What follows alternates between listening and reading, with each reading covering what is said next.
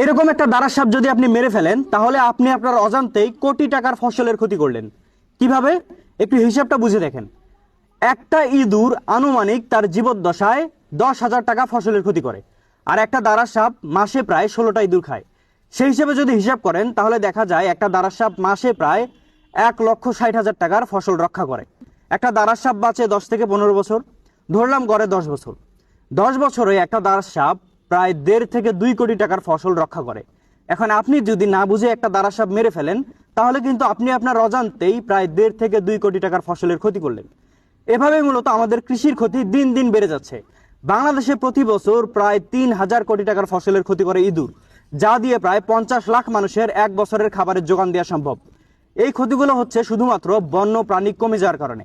ইঁদুর খায় যে সমস্ত প্রাণী, সেটা হয় সাপ, গুইসাপ, বেজি, বাগডাস, শেয়াল, এই সকল প্রাণীকে আমরা মেরে ফেলি না বুঝে।